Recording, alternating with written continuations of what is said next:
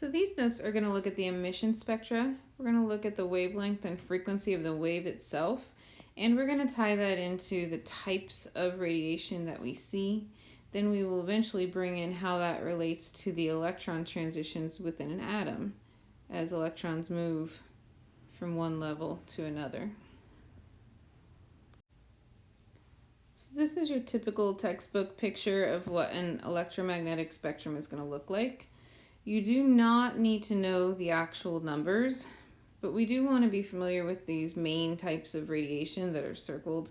Those are your more important, commonly used types of radiation, and be familiar with how they kind of relate to one another in terms of energy. So first, starting with the low end are radio waves. We see AM radio waves all the way to the FM radio waves, these types of sound waves. Just to give you an example, AM radios are typically more reliable, like CB radios. Their waves are the lower energy compared to FM. Although FM's not super energetic yet, it is higher in energy than the AM radio waves. So if something's bouncing up and down more often, it's more likely to come into some kind of interference along the bottom as it bounces into hills and things. And that's why our FM radios cut out more often than the AM radios. Next, we have microwaves. So just a little bit of background about how a microwave kind of works. We put our frozen cold food, TV dinner for example, into the microwave. We turn it on. Microwaves actually go in and excite the food particles, causing them to move faster. So if the particles are moving faster, they would have a higher kinetic energy, which is the definition, average kinetic energy equals temperature.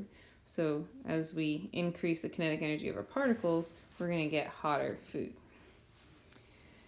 This little gap here is because we don't use it very often in day-to-day life. You may have heard of radar guns, like speed traps and things like that. And telemetry is related to how they tell the weather, not something that we typically use day-to-day.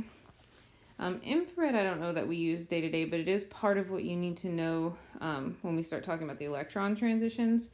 So that's right next to the visible light spectrum, and it is basically a heat signature. So perhaps you've seen where most of the screen of a TV is gray, and then you just see like a human running, and that body outline is just red. That would be an infrared view.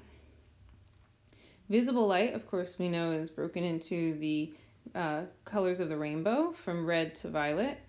So you should know that red is the lowest energy wavelength, whereas violet would be the highest energy wavelength. And that kind of brings us into UV light, which is basically black light. So it's a very high energy type of light. Black light will make your white glow. It's kind of what they use for maybe Halloween parties to make certain colors look very eerie. And then we get into some very high energy waves. So notice what's happening if you actually picture the waves. They're starting to bounce so close together, so up and down, very, very high energy. So these waves are your X-rays and your gamma rays. So X-rays are like if you go to the dentist, they need X-rays of your teeth, or if you break a bone, they want to see what it looks like.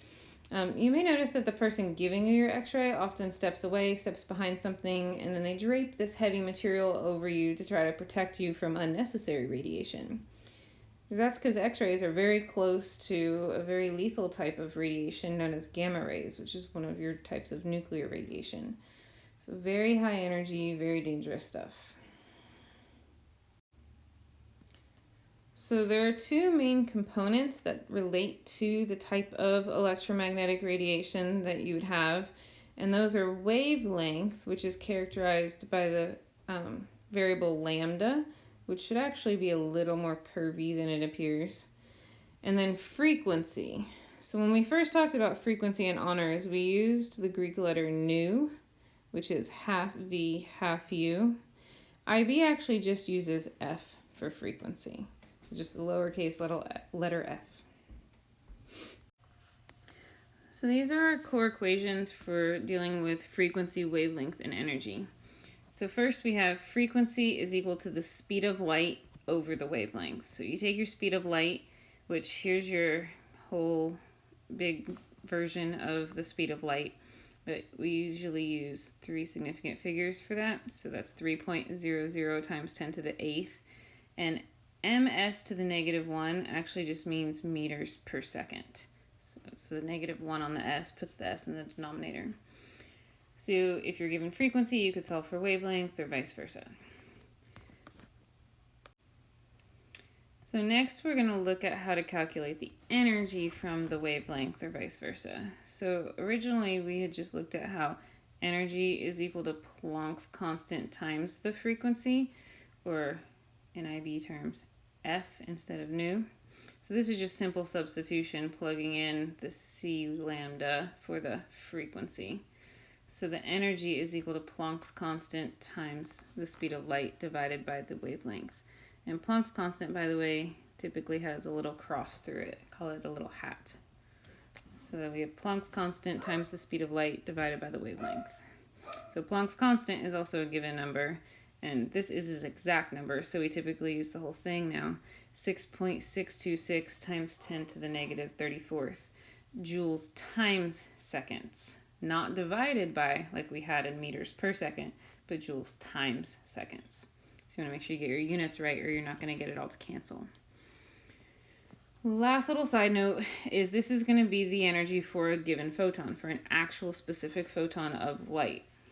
IB likes to ask for a mole of photons, and that's nothing more than using Avogadro's number of photons per 1 mole. So just a simple little mole conversion there.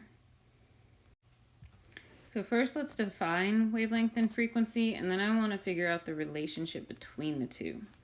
So wavelength is going to be defined as the distance from crest to crest. Of course, that would also be the same distance if you went from trough to trough, or if you did an entire sine curve, that would also be an entire wavelength. But they typically will draw it from crest to crest, so top to top. Then the frequency is how many crests pass a given point per second. So picture putting your hand at the end. If this was a moving wave, and I counted every single time a crest hit my hand, that would be the number of waves that passed the given point per second. So the units there would be crests per second. So basically, things per second. So the only unit I really have is per second. So an inverse second is actually the unit hertz. So that would be your SI unit for frequency, is just hertz. So what do you think would happen if we increase the wavelength? So we made this wave go out longer. What would that do to the frequency if I increase the wavelength? Well, then if I put my hand here and I had to wait even longer for the next crest to come, then I would have less crests passing per second. So if I increase the frequency, if I increase the wavelength, I decrease the frequency. On the flip side, what would happen if I decrease the wavelength? So I make the wave shorter, so the crest comes even faster. So then if I put my hand here and I start counting crests, I'm going to get even more hitting per second. So if I decrease the wavelength, I increase the frequency. So what is that called if they go in opposite directions? One goes up, the other goes down, or vice versa. That would be an inverse proportion. So many people know that if I take a white light and I pass it through a prism, it will break apart the rainbow. So the fancy IB word for this rainbow, that is our continuous spectrum. Continuous meaning that it goes consistently. Even transitions from one color to the other color, there's no break. There are 2 other types of spectrums. One is called an emission spectrum, and one is called an absorption spectrum. And both of these spectrums are going to have specific differences at a very particular wavelength. So let's look at how we get our 3 different types of spectrum. So first, the continuous spectrum is just taking pure white light, passing it through the spectrum, and you get an uninterrupted rainbow. That uninterrupted rainbow is what we call the continuous spectrum. Then we have an emission spectrum. So for us to understand why this is called the emission spectrum, we have to think about the atom. When is light emitted? That would only be in a transition from the excited state to the ground state, which means we have to have a substance that has particles that are excited. So this is only going to come from particles that are the most excited, very hot, gas phase only. So if we take these particles and we again pass them through a pass them through a prism, then we will produce the emission spectrum, or the spectrum that shows us where the electrons are excited.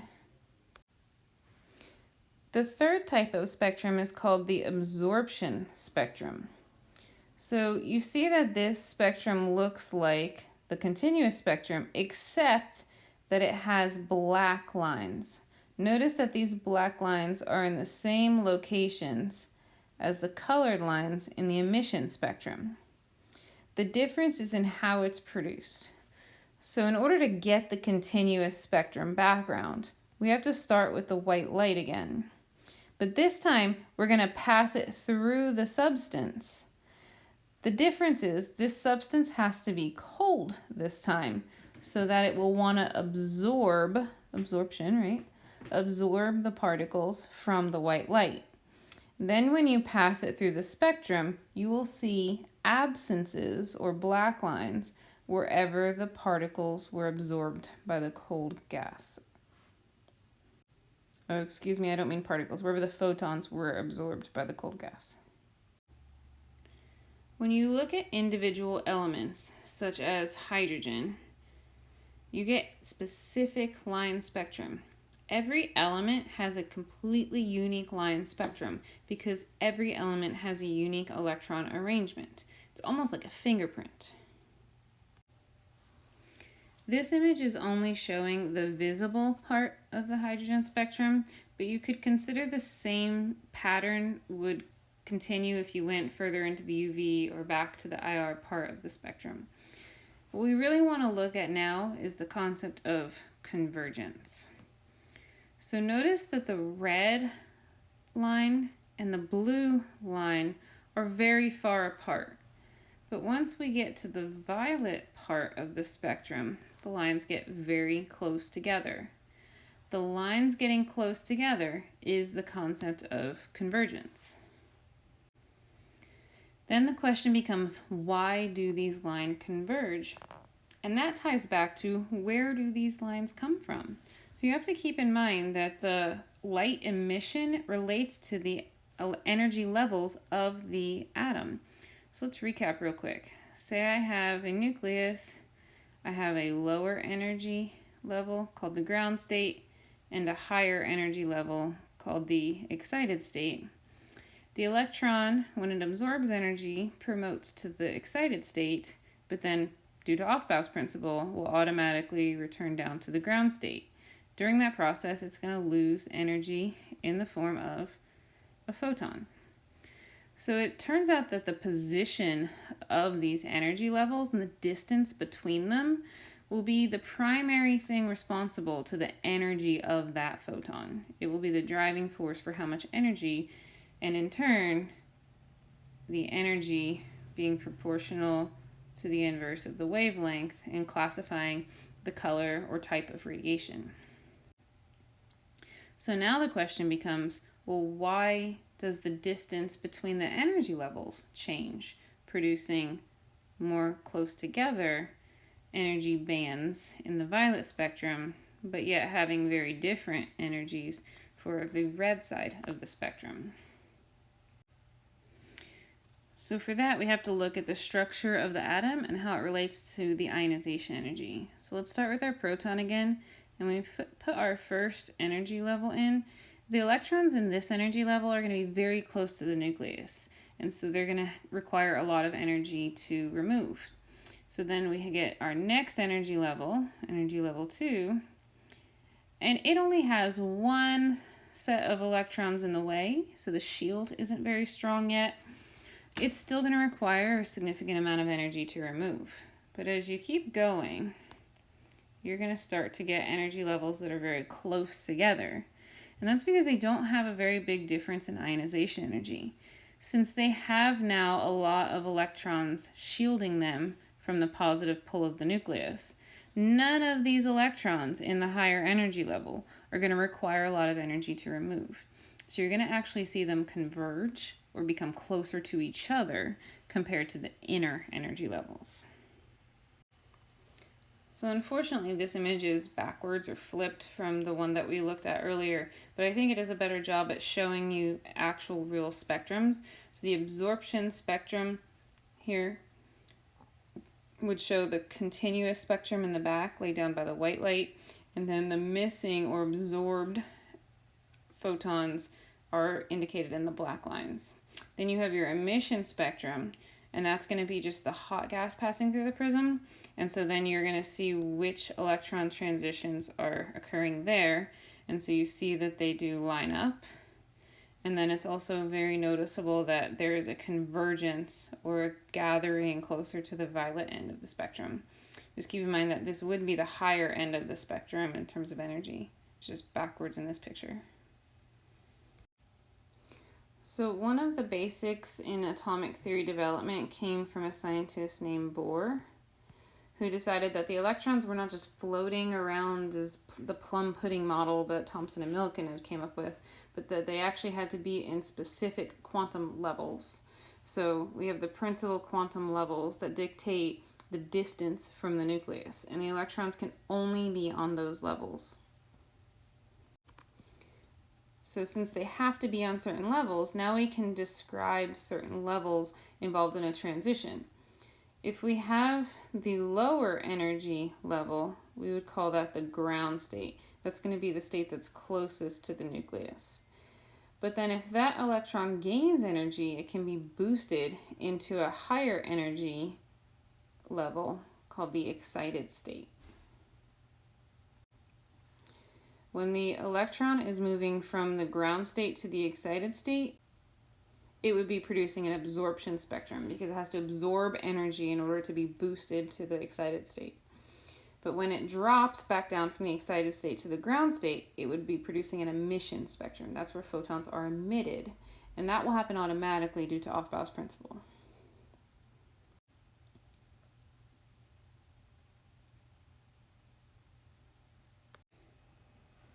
This image actually does a very good job of showing how the spectrum, whether we're looking at emission or absorption actually, is very much a fingerprint for the particular atom. Every single atom has a completely different spectrum because every single atom has a different electron arrangement.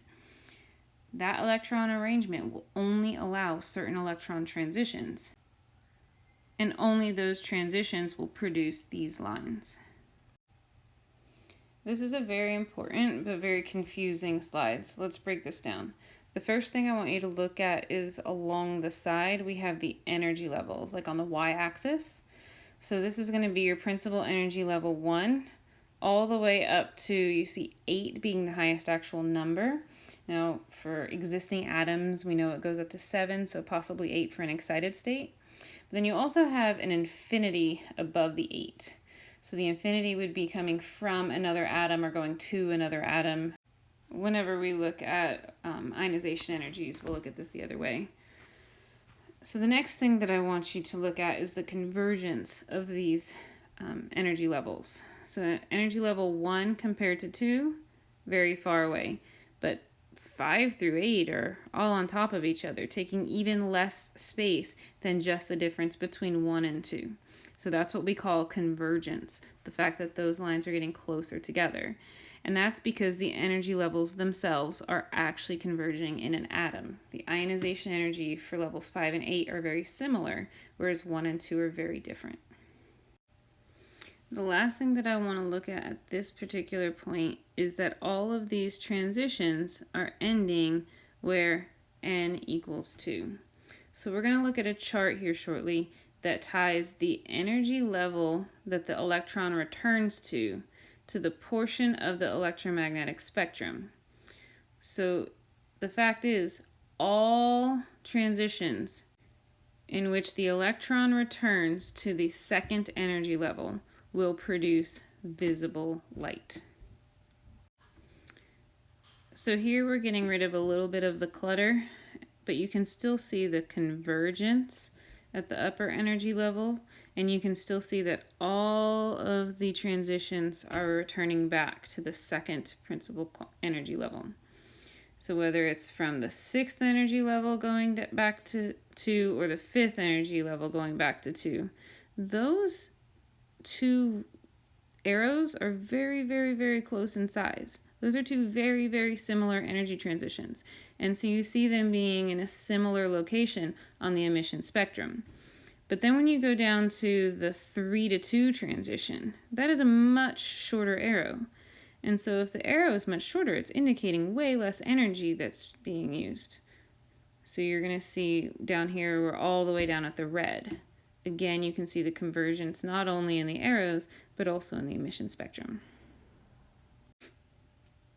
So with that one example, we looked only at where we were returning to an energy level of 2. But there's actually a way to tell whether you have UV or IR light as well. So if I'm returning to an energy level of 1, regardless of where I'm coming from, if I'm returning to an energy level of 1, then I have UV emission. That is a series known as the Linnemann series. If I am going to the Balmer series, going back to energy level 2, I could be coming from anywhere, as long as I am returning back to principal energy level 2. That would be our Balmer series, which is the visible light spectrum. Next, if I'm returning back to energy level 3 from anywhere, that would be my Paschen series, which would produce IR radiation.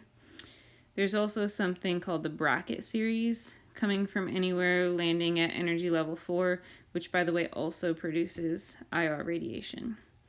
You do not need to know the names of the series for IB right now.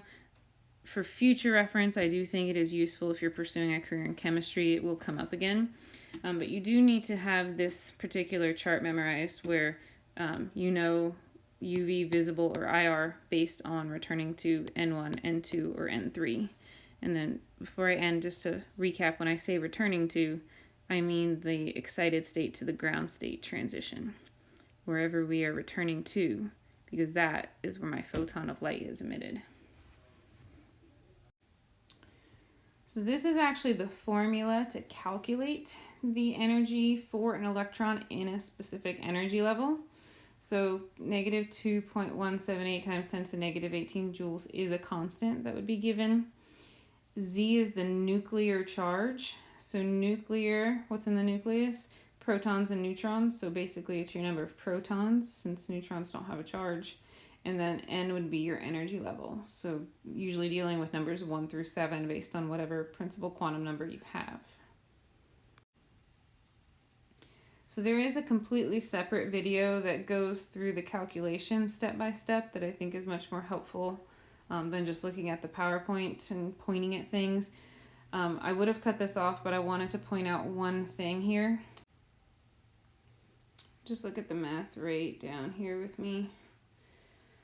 We have negative 5 to the negative 19th minus a negative and then to the negative 18th. When I do this on the video, I have a negative sign on my answer, and it shouldn't be there. As a matter of fact, it does not make any sense because we're trying to calculate the energy required. I went back and I addressed it in the next slide, but I don't want that to be confusing, so I wanted to give you a heads up.